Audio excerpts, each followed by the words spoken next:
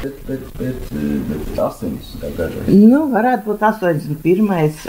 80. ierakstīts, jā. Un tās ir tad divi duči rotaļi kopā ar skandiniekiem.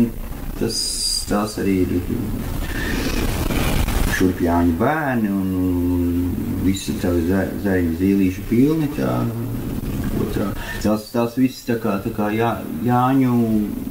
Jāņos spēlējamās. Vispār, ne tikai Jāņos. Vispār. Jā. Jo ar tām rotaļām ir ļoti interesanti.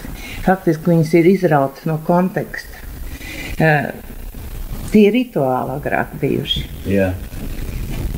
Nepārprotam rituāli. Un kā tādi tajā norisē, viņi bija savā vietā un laikā. Vai nu tā bija gadskārt ieraša vai kā ģimeņu godi. Bet rituāli sastāvdaļu. Bet tad mūsu cienījamais dainu kārtotājs, viņš un daudz citi ļauži izņēma viņus ārā, bet arī cilvēki, kas sūtīja, piemēram, pierakstīt šīs rotaļas, vāķu rotaļas, bedību rotaļas, it sevišķi.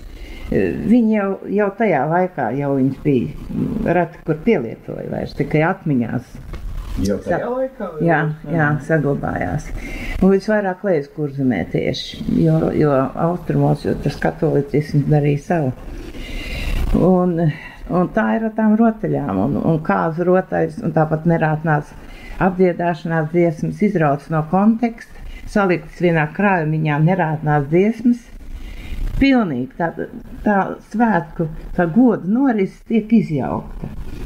Un to man ir ļoti grūti piedot mūsu barontēvam, atklāt sakot, pie tās dainu kārtošanas. Jo tāds atpakaļ darbs ir daudz sarežģītāks dabīgi. Un līdz ar to mēs ļoti daudz ko nevaram izskaidrot, un liekas vēl, cik jā, tā mūsu tauta bieži, bet kāda rupekļa un tā tālāk. Muļķības. Katrā vietā, katrs vārds, ja viņš īstā reizē ar pareizo nozīmi, kuru mēs zinām, ja viņš ir tajā notikumā iekšā. Viņš ir savā vietā. Tur ir gan tā atgriezeniskā maģija, gan, ka es teikšu, kāds līku kāja, tas tikai tāpēc, lai tev nebūtu tā. Bet ja tas pants ir uzrakstīts, domā, šitā nešpatnā tauta, šausmīgā, jo viņš atsevišķi no visiem. Tieši tas pats ir ar rotaļām. Daudz bija skolēnu, joprojām ir skolēni tādās dziedāšanas mācību grāmatās visur. Un tās bieži vien ir ar auglības ritiem saistītas rotaļas, arī ar cilvēku auglības ritiem. Ja mēs to nezinām, tad Naiva Ģīmi dzied mūsu mīļais mazais bērniņš. Vai tik šī nav pirmā tāda latviešu folk mūzikas plate? Nē, pati pirmā mums bija instrumentālā, tāda maziņa. Maziņā, jā, bet maziņā. Lielā? Pirmā. Jo es zinu, ka īģiem izdeva plati Polijā. Jā. Latvijā, nē, bet Polijā. Un tas jau vēlāk. 86, 88, kaut kas tāds. Jā. Tā plata man ir no Polijas. Es viņu nopirku, diskogos atradu. Un tad ir izdeva KGB, tur Vācijā izdeva. Jā, tur bija izlases, tur vairāk. Un jūs man vakar stāstījāt, kā izdevās šo dabūt iekšā. Tas mums ir interesanti. Melodijas. Jā. Jo Aleksandrs Grīva, kas tolaik vadīja melodiju, viņš bija ne tikai tāds labs mūziķis un menedžers, bet viņa labākā īpašība bija, ka viņš bija līvs. Ja to par īpašību var saukt. Un no tādas slavenas dzimtes arī. Un caur šo līvu saikni mēs bijām arī pazīstami. Otrkārt, viņš nebija padomju sistēmas draugs, kas arī mūs vienoja jau tajā laikā. Un tad viņš, būdams toreiz pie tās melodijas ruļļiem, varēja to norganizēt kopā ar Jāzepu Kulbergu, skaņa režisoru. operatoru. Nezinu, kā pareizāk. Viņš viss cilvēks vienā bija. Jā. Ļoti, ļoti prasmīgs. Un tā mums tādā...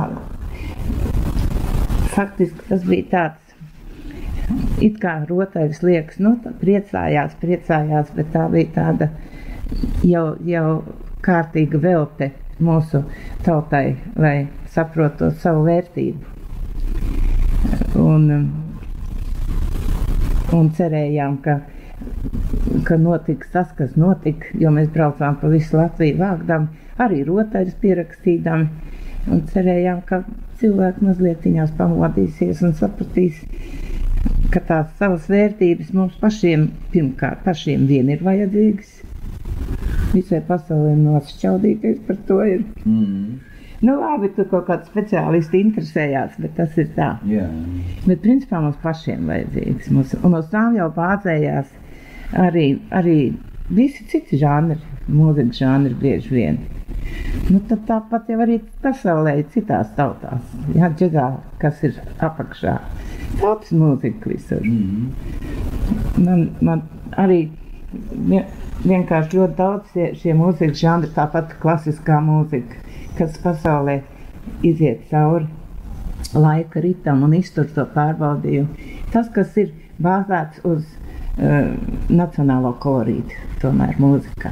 Kaut kur viņam ir jāieskanās, un tas aizcer to dvēseli ļoti. Visos žanros. Un, nu, te ir tā tīrākā lieta, cik nu mēs varējām. Mēs nepretendējām uz autentiskumu arī jau tad, jo mēs esam tie cilvēki, kas šajā gadsimtā, nu, tas bija jau 20. gadsimts, pagājušā gadsimtā dzīvojam, bet mēs esam mantinieki vienkārši.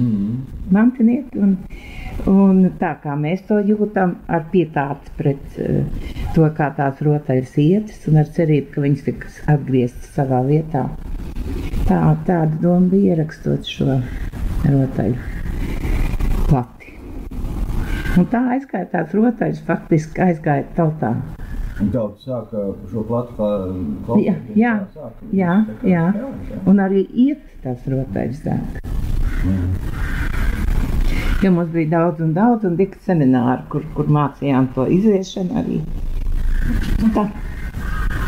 Pa visu Latviju. Un šī plata tad bija daudz cilvēku īpašumā nonāca? Nezinu. Mums jau nemaksāja Jā. no tā daudzuma, kas tika izdots vai...